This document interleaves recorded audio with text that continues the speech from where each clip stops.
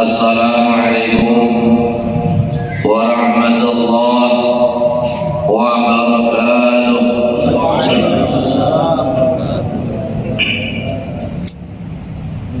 A'udzu billahi minasy syaithanir rajim. Bismillahirrahmanirrahim. Alhamdulillahi rabbil alamin. Wa bihi nasta'inu ala umuri dunya waddin. Asyhadu an la ilaha illallah wahdahu la syarika lah. Wa asyhadu anna sayyidana wa nabiyyana Muhammadan abduhu wa rasuluh. Allahumma salli wa sallim wa barik ala sayyidina Muhammad wa ala alihi wa ashabihi wa man tabi'ahum bi ihsanin ila yaumil qiyamah. Amma ba'd. Qala Allah subhanahu wa ta'ala fi kitabihil karim. A'udzu billahi minasy syaithanir rajim. Bismillahirrahmanirrahim.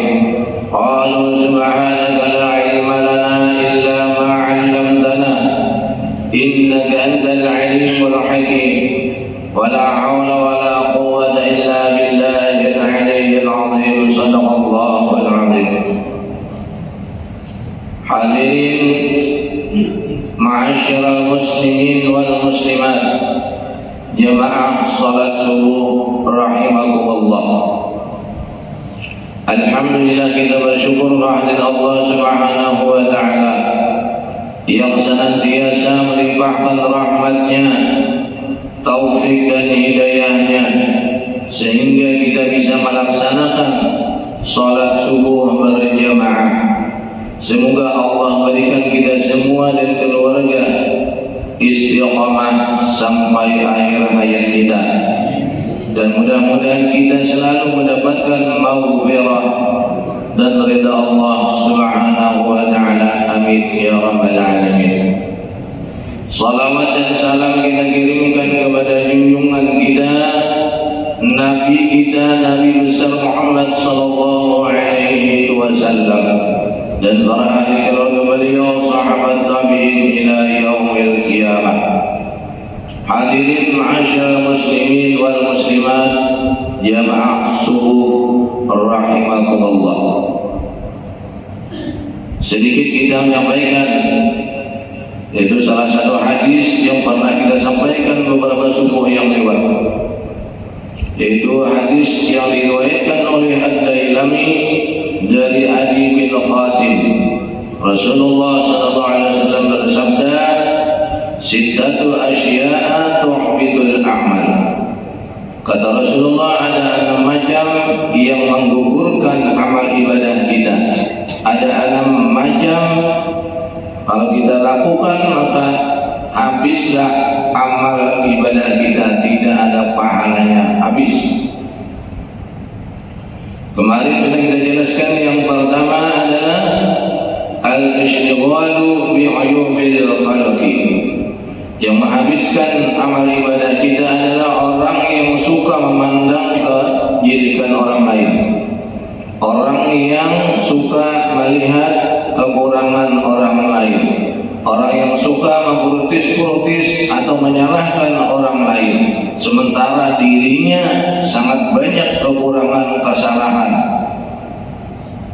Ini orang, kata Rasulullah, tidak ada amal ibadahnya diterima sedikit pun. Pahalanya selama hidupnya habis, karena mata hatinya digunakan untuk melihat orang lain. Jadi kalau kita mau diterima oleh Allah amal ibadah kita, yang kita lihat adalah kekurangan kita.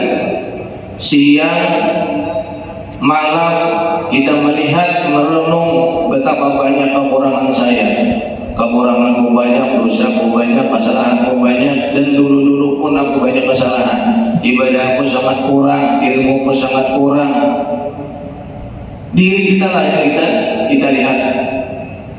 Makanya di dalam hadis Rasulullah bersabda an Rasulullah sallallahu alaihi wasallam, qala idza arada Allah bi'abdihi khairan bassarahu bi'uyubi nafsihi.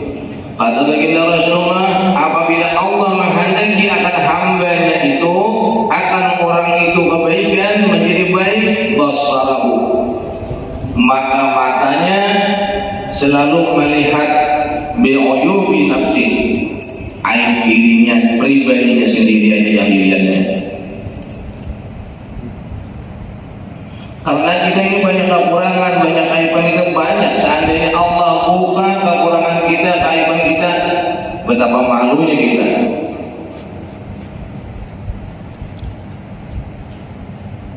Jadi kalau kita misalnya setiap hari, pagi, siang, sore, malam melihat aib orang aja terus, melihat kekurangan aja terus, itu tanda Allah tidak menjadikan kita baik. Tapi kalau kita sehari-hari, siang, pagi, malam, sore, kekurangan kita terus, dosa kita terus, kesalahan kita terus yang kita renungkan, sehingga tidak sempat lagi melihat orang lain, tidak berani menilai orang lain, takut karena diri kita banyak kesalahan, diri kita banyak kekurangan. Itu berarti kalau sudah hamba seperti itu, orang itu seperti itu, maka itulah tanda Allah mau menjadikan orang baik, dan segala amal ibadahnya diterima oleh Allah. Ma'asyiral muslimin rahimakumullah. Kita lanjut yang kedua, yang bisa menggugurkan amal ibadah, yang menghilangkan pahala amal ibadah, wa qaswatul qalbi, orang yang selalu keras hati.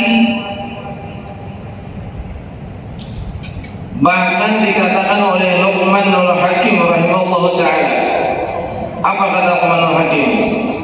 Naqlus sahrati ammawdiha aisaru min ibham man la yafhamu. Kata Luqmanul Hakim rahimahullah ta'ala, memindahkan batu yang sangat besar dari tempatnya. Batu itu sangat besar, luar biasa besarnya, dipindahkan dari tempatnya itu lebih mudah daripada memberikan saran atau nasihat kepada orang yang keras hatinya. Biar misalnya 1, 2 orang, 10 orang yang mengasih nasihat, kalau orang sudah keras hatinya tidak akan menurut. Perasaannya dialah yang benar, dialah yang bagus. Ini tanda-tanda orang yang keras hati. Makanya oleh karena itu, kalau kita mau lembut hati kita, banyak-banyaklah zikir, sholawat, dan diamalkan. Misalnya kita sama istri, kalau memang yang salah kita, ya kita akui yang salah. Walaupun anak kita, kalau benar anak kita, omongan anak kita walaupun kecil, walaupun muda, tapi benar punya dia, kita mengalah. Misalnya bilang anak kita, sudahlah Pak, Bapak kalau misalnya keluar rumah jangan setel anak pendek terus, oh kamu itu kayak sok-sokan aja. Nah, walaupun anak-anak loh, misalnya anak kita sendiri menasihati kita, sudah Pak, Bapak sudah berubah, sudah memutih, sudah, janganlah Pak, sudah kalau keluar rumah misalnya celana simpak aja, walaupun laki-laki ya, tapi kan aurat. Oh kamu itu, nah ini orang keras hati susah. Atau istri kita menasihati, gaya banyak, nah jangan. Ya sekarang banyak orang sedang dinasihati dan mau dikeluruk, biar dikeluarkan hadis, dibacakan Al-Quran dan hadisnya, dikatakan bahwa pada guru-guru ini, kata ulama ini, tetap tidak mau menurut. Susah. Jadinya orang-orang keras kepala, orang keras hati ini sudah susah jadinya. tidak mau menerima nasihat orang lain, walaupun misalnya orang besar, apalagi orang kecil. Nah makanya itu, karena itu kita tanya diri kita, renungkan diri kita, masih keras hati kan kita enggak? Kalau misalnya orang menyampaikan hadis Al-Quran, kalau memang benar itu kita amalkan. Kalau belum bisa mengamalkan, ya kita mudah-mudahan bisa nanti mengamalkan. Tapi jangan kita melawan daripada nasihat, apalagi dari Al-Quran dan hadis itu. Ma'asyiral muslimin, jamaah salat subuh rahimakumullah. Nah, dua sudah ya. Pertama, selalu mengoreksi diri orang, tidak mau mengoreksi diri sendiri, itu menggugurkan amal ibadah. Yang kedua, orang yang selalu keras hatinya, tidak mau menerima nasihat orang lain. Jadi kalau orang tanda keras hatinya, dia kalau berdebat ke apa nggak mau ngalah, biar kayak apa, nggak mau. Kemudian yang ketiga kata Rasulullah yang bisa menggugurkan amal ibadah kita, wa hubbud dunya. Orang yang selalu mencintai dunia berlebihan. Maksud mencintai dunia ini, dunia aja sih yang malah dipikirkan ke dunia aja. Bukan berarti orang kepada kurang ekonominya, bukan. Bahkan yang cinta dunia itu banyak orang-orang yang sudah berhasil, cuma saking sayangnya harta. Orang yang cinta dunia ini, kalau dia kecintaan dunia, maka ibadahnya tidak akan diterima. Apalagi sampai zakatnya enggak dikeluarkan, sedekahnya enggak dikeluarkan, seolah-olah dia punya harta, punya dia sendiri, artinya mencari keringat sendiri gitu kan. Padahal itu semua harta kita dari Allah. Ada situ wajib zakat setahun sekali, ada di situ sedekahnya tiap hari atau tiap Jumat sedekah. Dan kita tidak usah menunggu kaya baru sedekah. Misalnya hari Jumat kita bisa sedekah 2.000, 5.000. Makin banyak bersedekah, makin banyak harta kita. Karena ada satu cerita orang yang kaya tapi dia berguru. Jadi ini hartanya mau dihabiskan, disedekahkan, pokoknya banyak-banyak. Datang lagi hartanya, mau dihabiskan lagi, datang lagi, bingung dia. Jadi akhirnya datang ke Syekh. Ya Syekh, saya mau artinya harta tambah banyak. Kayak apa caranya? Aku sedekahkan aja sudah, banyak-banyak biar habis, tidak apa-apa, biar aku tidak pusing lagi ngurus sudah. Atasnya gini aja, nanti kamu itu ada nanti salat Jumat itu masjid besar, lain atau bah lainnya. Berarti zaman dulu itu nanti ada raja yang sangat dihormati. Nanti begitu raja itu salat Jumat di tengah saf dekat di depan itu, kamu tempelin aja kepalanya, mahkotanya itu. Tempelin, begitu kamu tempelin mahkotanya itu jatuh, nanti ajudan-ajudannya langsung tangkap kamu, langsung penjara. Jadi kamu tidak mau urusin harta sudah. Ini saran saya. Oke, bilangnya tempatnya kamu tidak sibuk harta sudah. Kalau begitu hari Jumat ikut aja sholat di tengah saf juga, di samping raja. Begitu pas asik-asiknya ditempelin kepala raja, langsung jatuh, mahkotanya raja jatuh, langsung ditangkap sudah oleh ajudan-ajudannya. Apa bilang raja? Jangan dihukum, nanti dulu. Ini di dalam mahkotamu sekalinya ada pala jengking. Coba, padahal tidak ada rencana. Begitu diperiksa mahkotanya di dalamnya ada pala jengking. Bilang raja, seandainya ini saudara ini tidak menempelin aku, mungkin pala jengking ini menyambat menggigit kepala aku sudah. Tidak jadi dihukum. Sekarang aku kasih kerajaan separuh untuk kamu. Tidak bisa habis harta kalau disedekahkan. Makin makin disedekahkan biar dihabiskan sedekah, tambah lagi. Cuma karena kita ragu seberapa keyakinan kita, segitulah yang datang sama kita. Jadi seandainya kita tuh tidak kerja, misalnya ada uang sudah simpanan, sedekahkan, asal yakin, asal jangan dia, asal jangan bilang-bilang. Saya bilang-bilang, aku sudah kasihkan hartaku sudah. Nah itu tidak boleh, rahasia lah ibaratnya. Makanya orang-orang terdahulu itu bersedekah itu kadang-kadang malam-malam dicari rumah yang sudah bubuk-bubuk, sudah yang mau reok, sudah ditaruh situ, plastik isi uang ditaruh, masukkan di pintu. Nah orang-orang dulu kan seperti itu, para ulama itu.